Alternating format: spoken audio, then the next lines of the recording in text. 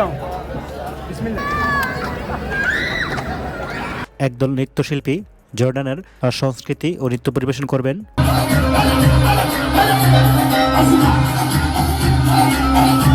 এটা হলো দক্ষিণ এশিয়ার সবচেয়ে বড় রোড। আমি এখন এই রোডে প্রবেশ করছি। আসলে রোড অনেক বিশাল, দুই পাশে সারি সারি সাজিয়েছেন অনেক ধরনের দোকান। আসলে দোকানগুলো দেখতেই মন জুড়িয়ে গেল।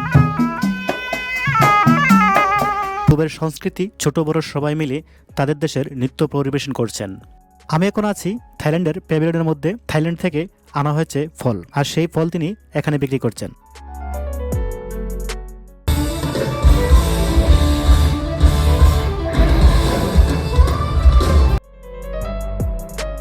বাংলাদেশের সংস্কৃতি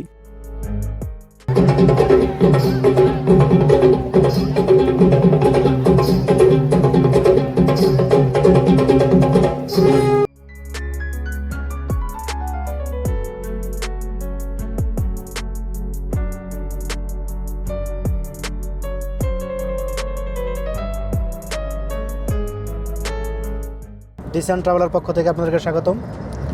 তো গাইস, আজকে আমি আপনাদেরকে দেখাবো দুবাই গ্লোবাল ভিলেজ। আমার সাথে দেখতে পাচ্ছেন আমার যে ড্রাইভার জসিম ভাই। আসলে আমি প্রত্যেকটা জায়গায় কিন্তু ওনাকে নিয়ে যাই। গাড়ির স্পিড এখন কত ভাইয়া? 120। তো গাড়ির স্পিড কিন্তু এখন 120, কিন্তু বোঝাই যাচ্ছে না যে 120 গাড়ির মধ্যে স্পিডের মধ্যে আমরা চড়তেছি।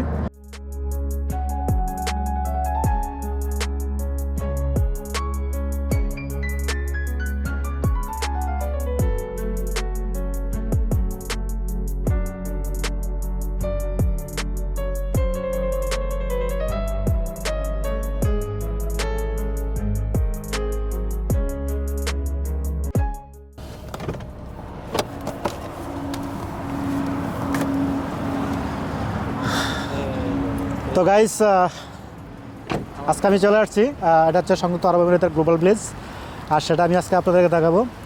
আর এই সেই গাড়ি যে গাড়িতে আমি আসলাম। গাইস, আপনারা দেখতে পাচ্ছেন আমার পিছনে হচ্ছে গ্লোবাল ভিলেজের মেইন গেট।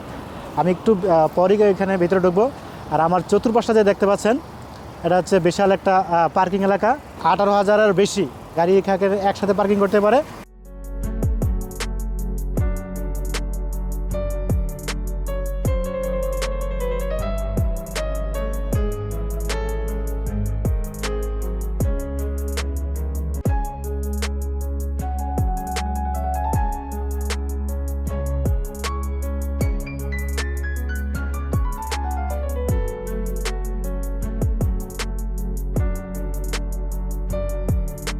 আমি আজকে চলে আসছি দুবাই গ্লোবাল ভিলেজে আপনাদেরকে দেখানোর জন্য।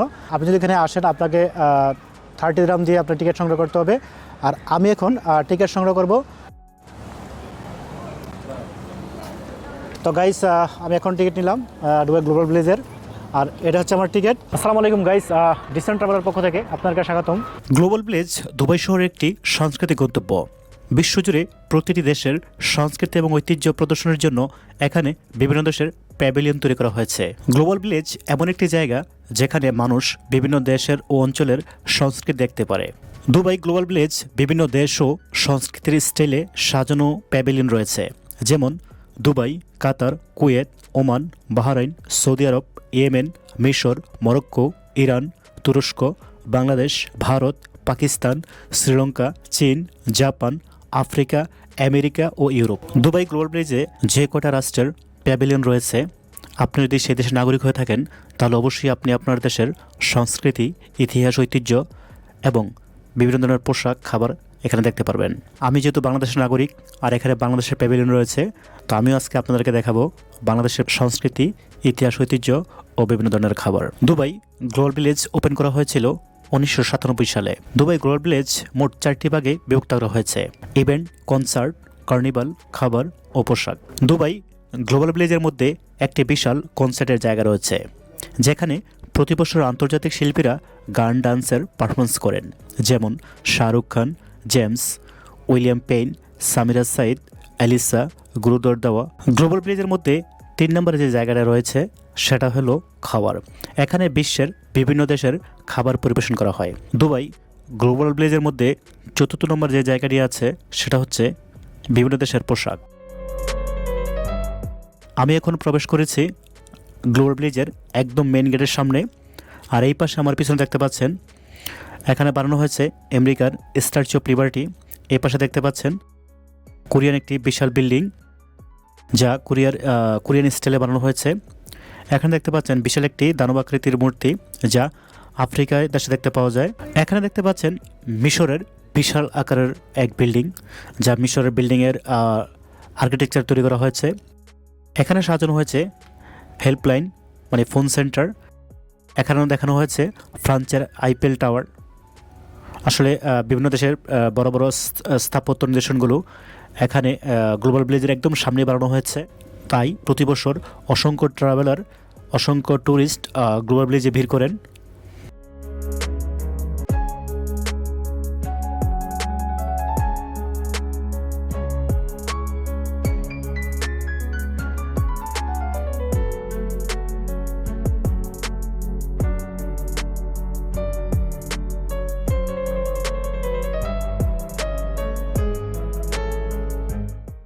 আমি এখন যে গেটের সামনে দাঁড়িয়ে আছি এটা হলো ইয়েমেন রাষ্ট্রের প্যাভিলিয়ন। আমি এখন প্রবেশ করব ইয়েমেন রাষ্ট্রের স্টলে। এখানে দেখাবো ইয়েমেন রাষ্ট্রের বিভিন্ন দোকান, ইয়েমেনের বাজারে কি কি পাওয়া যায়। তো চলুন গাইস।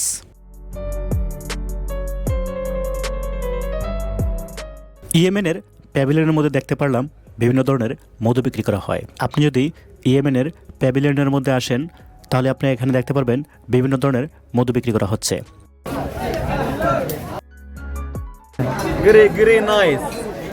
আর এখানে 100 থেকে 150, 200, 300, 400 এমনকি 500 গ্রাম পর্যন্ত 1 কেজি মধু বিক্রি করা হয়। বলা যায় যে আসলে ইয়েমেন মধুর জন্য বিখ্যাত।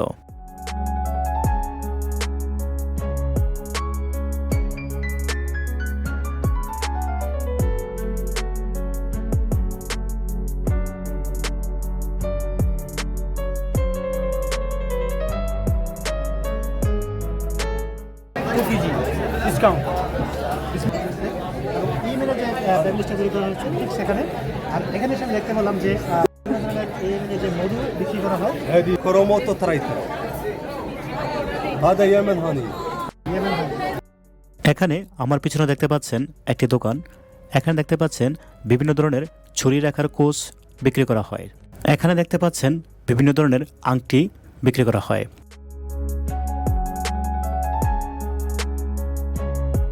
আংটিগুলো দেখে আমি একটি আংটি পছন্দ করি, কিন্তু আংটির দাম হচ্ছে অনলি 20 দিরহাম। আংটি পছন্দ হলো, দুঃখের বিষয় হচ্ছে আমার হাতের সাথে ম্যাচিং হচ্ছে না। এখানে আমি একটি মশলার দোকানে আছি এবং আমার হাতে দেখতে পাচ্ছেন একটি জয়ষ্টি মধু। আমি এখন দাঁড়িয়ে আছি কুয়েত প্যাভিলিয়নের সামনে। এখন আমি ভিতরে প্রবেশ করব এবং আপনাদেরকে দেখাবো কুয়েত দেশের বাজার। এখানে দেখতে পাচ্ছেন বিভিন্ন রঙের 3 পিস, বোরকা, থান কাপড় এবং গয়নাগাটির দোকান। দোকানগুলো দেখে মনে হচ্ছে কুয়েত শহর কাপড়ের জন্য বিখ্যাত।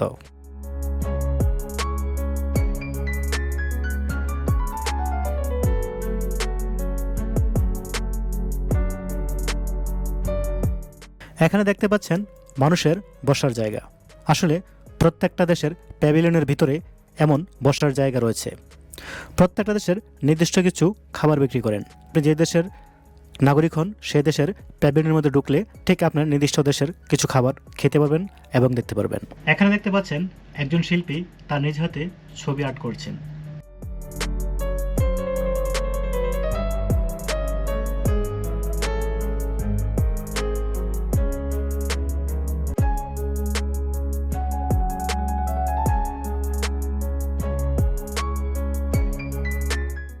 আমি এখন যে স্টলের সামনে দাঁড়িয়ে আছি এটা হলো মিশরের প্যাভিলিয়ন। মিশর স্টলের সামনে স্থান পেয়েছে মিশরের ঐতিহাসিক পোশাকের মূর্তি। এখন আমি আপনাদের সামনে দেখাবো মিশরের বাজারে কি কি ধরনের সামগ্রী পাওয়া যায়। এখানে দেখতে পাচ্ছেন বিভিন্ন ধরনের বাচ্চা ও বয়স্কদের পোশাক। এই পাশে দেখতে পাচ্ছেন পুরুষদের বিভিন্ন ধরনের পাঞ্জাবি, মেয়েদের বোরকা। এই পাশে দেখতে পাচ্ছেন পুরুষদের ধরনের পাঞ্জাবি। এখানে দেখতে পাচ্ছেন মিশরের মেয়েদের কিছু পোশাক।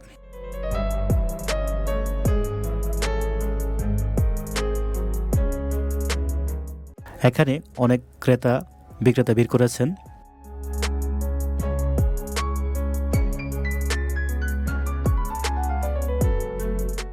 এখানে দেখতে পাচ্ছেন অনেক ধরনের মূর্তি বানানো হয়েছে, বিড়াল, গরু, মানুষের মূর্তি, যা তাদের ঐতিহাসিক পোশাকের দ্বারা তৈরি করা হয়েছে। বিভিন্ন ধরনের অলংকার, গলার হার, হাতের ব্রেসলেট, বালা, চুড়ি, কানের দুল। মিশরের একজন লোক, সে তার দেশের ট্র্যাডিশনাল পোশাক পরে সুরমা ও আতর বিক্রি করছেন। এভাবেই সাজানো হয়েছে প্রত্যেকটা দেশের প্রত্যেকটা স্টলে। তো আমি আপনাদেরকে দেখানোর চেষ্টা করব, তো আমার সাথে থাকুন। আমি এখন দাঁড়িয়ে আছি জর্ডানের প্যাভিলিয়নের সামনে।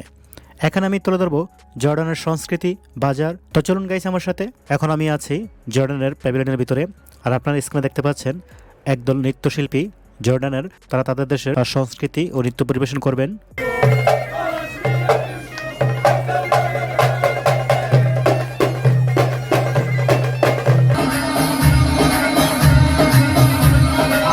شباب الأردن وشباب فلسطين على عيني، يا عيني علي صباح الأحمد، علي صابر اللي كتبنا على عيني.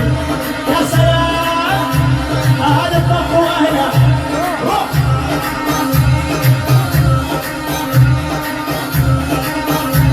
أهلكم اللي بيجونا بعدين التحية، أهلا. يا سلام.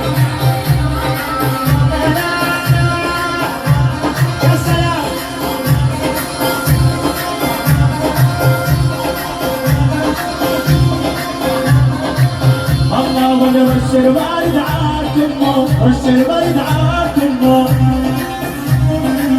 واحد. لما رش الورد عالكمه، رش الورد عالكمه، كله عشانك يمه، كله عشانك يمه. وين صغيرك العريس وين؟ عاد الليل ده لازم تفضح قطعت دمه.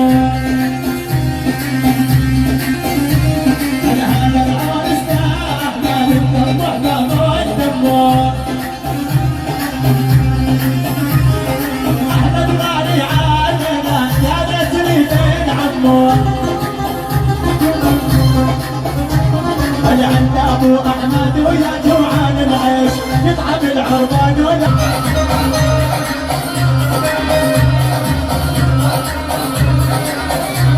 يلا اسمع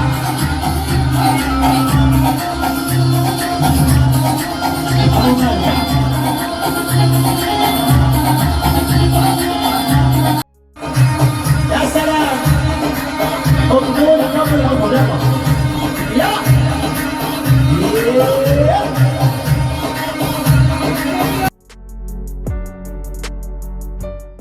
এখানে দেখতে পাচ্ছেন একটি পারফিউমের দোকান।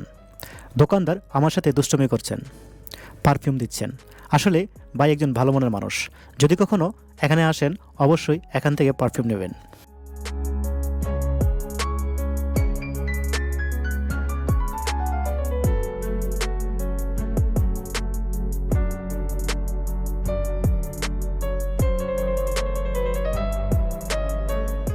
আমি এখন দাঁড়িয়ে আছি যে প্যাভিলিয়নের সামনে।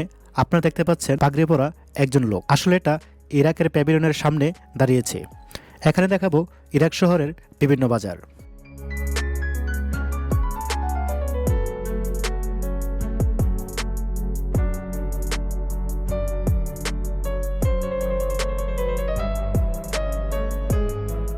ইরাকের বাজারে প্রবেশ করতেই চোখে পড়লো বিভিন্ন ধরনের কার্পেট। দেখতেই পাচ্ছেন কত সুন্দর করে তৈরি করা হয়েছে নকশা। আমি আছি একটি কার্পেটের দোকানের মধ্যে। ইরাকের কার্পেটগুলা দেখছি কত সুন্দর ও সুনিপুণভাবে তৈরি করা হয়েছে এই কার্পেটগুলা।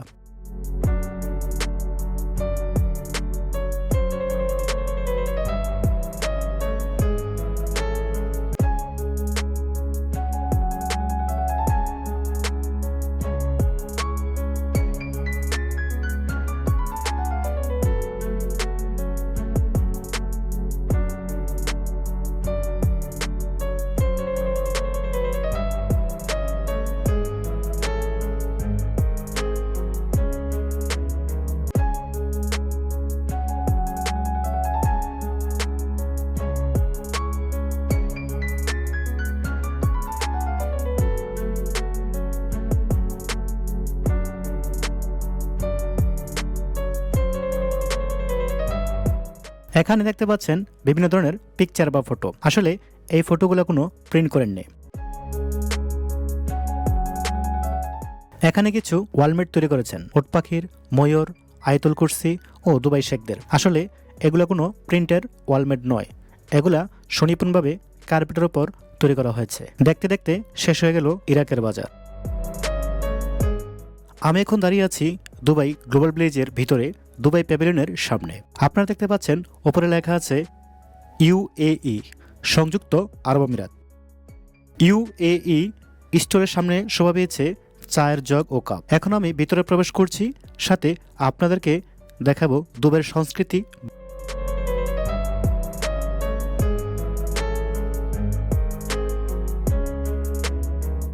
প্রথমে দেখা মিলল কিছু পোশাকের দোকান। দেখতে পাচ্ছেন নানান রঙের পাথর ও জরি দিয়ে বানানো হয়েছে বাহারি রঙের পোশাক। অনেক ক্রেতা ভিড় করেছেন।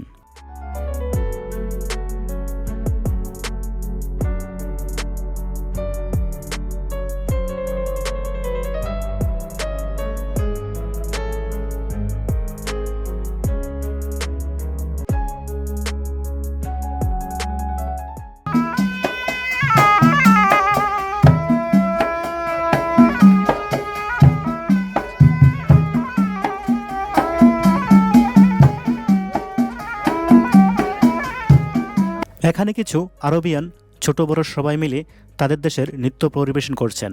বাঁশি ও ঢোলের তালে তালে সেগুলো দেখে বিশ্বের বিভিন্ন দেশের মানুষ মন জুড়ান।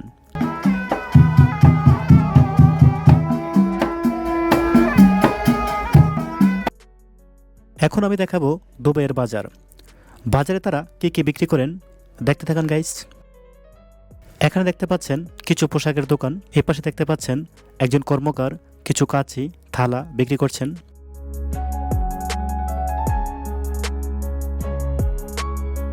এখানে দেখতে পাচ্ছেন ছোট বাচ্চাদের বিভিন্ন খেলনার দোকান।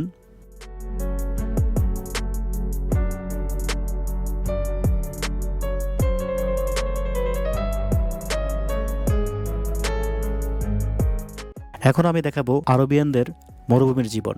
এখানে দেখতে পাচ্ছেন কিছু ওট। এই পাশে বাচ্চাদেরকে ওটের উপর চড়ে বেড়াচ্ছেন। বাচ্চাদের বিনোদনের জন্য ওট অপরিহার্য। মরুভূমিদের জীবনযাপন কেমন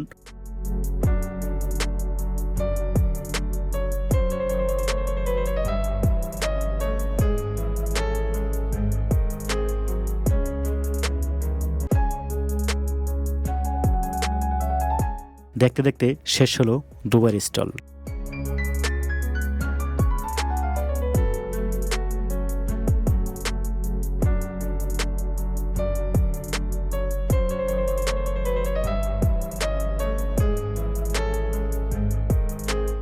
আমি এখন দাঁড়িয়ে আছি আফগানিস্তানের প্যাভিলিয়নের সামনে, আর আমি এখন আপনাদেরকে দেখাবো আফগানিস্তানের বাজার।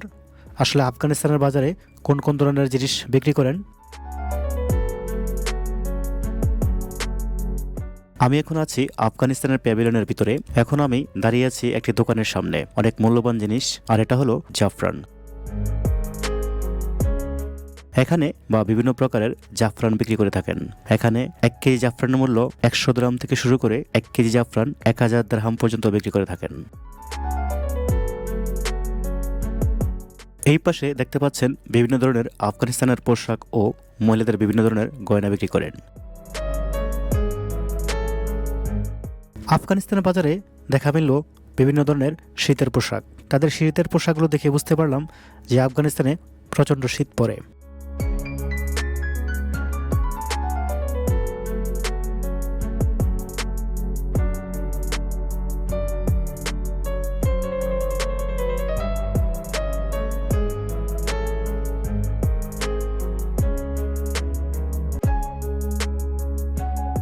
এখানে বিক্রি করেন আফগানিস্তানের বিভিন্ন ঐতিহাসিক পাঞ্জাবি, কোটি, টুপি।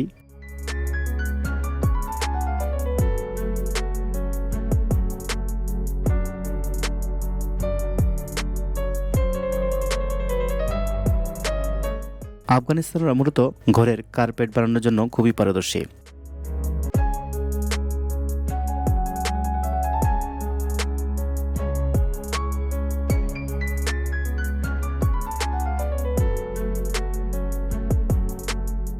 দেখতে দেখতে শেষ করলাম আফগানিস্তানের প্যাভিলিয়ন।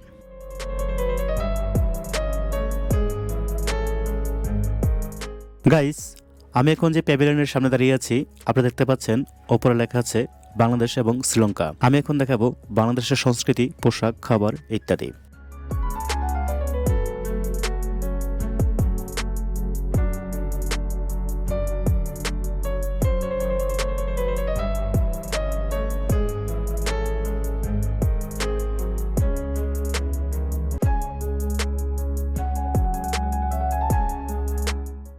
আপনারা দেখতে পাচ্ছেন স্ক্রিনে নৃত্যশিল্পীরা তারা ডান্স পরিবেশন করছেন।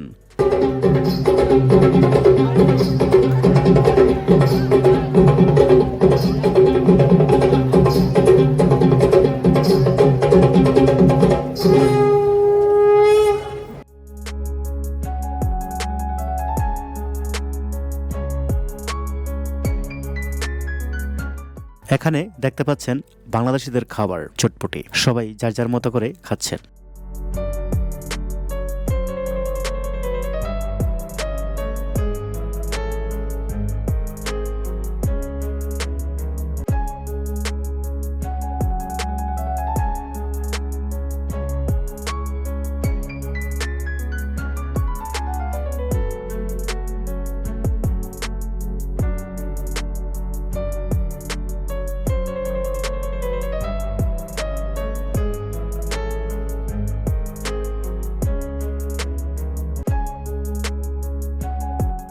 আপনারা জানেন যে দক্ষিণ এশিয়ার মধ্যে বাংলাদেশের পোশাক রফতানিতে শীর্ষ। এখানে বাংলাদেশের বিভিন্ন পোশাক বিক্রি করেন, 3 পিস, বোরকা, লুঙ্গি, পাঞ্জাবি।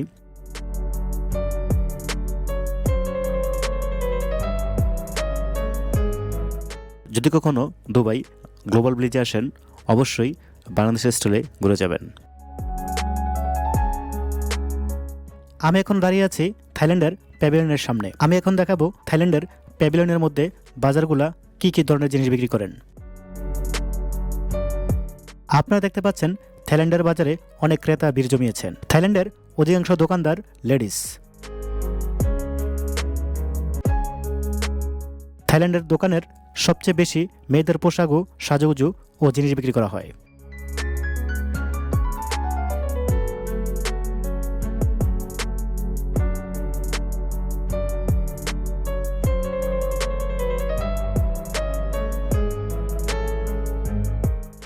আমি এখন আছি থাইল্যান্ডের প্যাভিলিয়নের মধ্যে। এখানে দেখতে পাচ্ছেন একজন লোক, সে তার নিজের দেশের অর্থাৎ থাইল্যান্ড থেকে আনা হয়েছে ফল, আর সেই ফল তিনি এখানে বিক্রি করছেন। আমার দেখে অনেক কৌতূহল হলো এবং অনেক আগ্রহ জাগলো যে থাইল্যান্ড থেকে সরাসরি এখানে ফল নিয়ে আসছেন। তাই আমি একটি ফলের প্যাকেট কিনলাম অনলি 40 দিরহাম দিয়ে।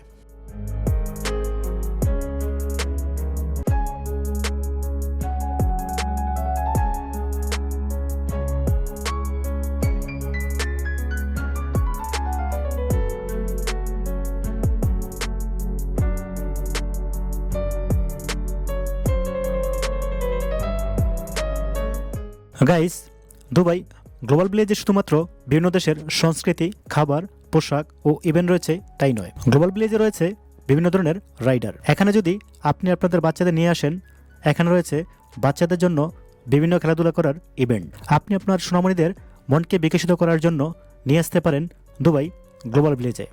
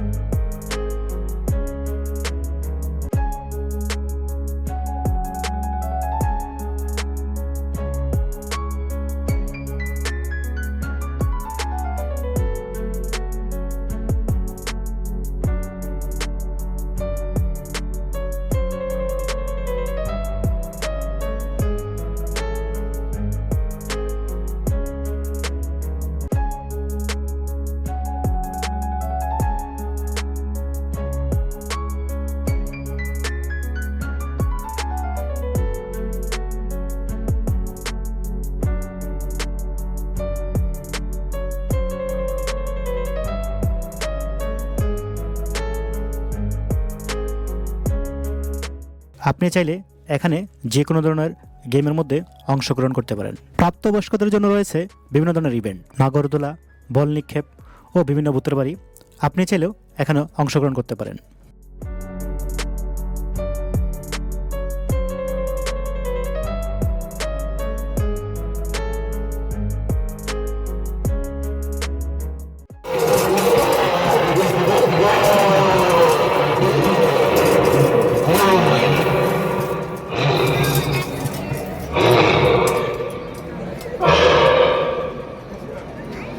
দুবাই গ্লোবাল ভিলেজ এমন একটি জায়গা, এখানে রয়েছে বিনোদনের বিশাল এক কনসার্ট। এখানেই প্রতি বছর শিল্পীরা ডান্স পারফরমেন্স করেন, আর এই সেই কনসার্টের মঞ্চ। এখানে 5 থেকে 6 হাজার লোক একসাথে বসতে পারেন। আপনার স্ক্রিনে দেখতে পাচ্ছেন অসংখ্য শিল্পী, তারা তাদের নৃত্য পরিবেশন করছেন গানের তালে তালে। তো গাইস, দেখতে থাকুন।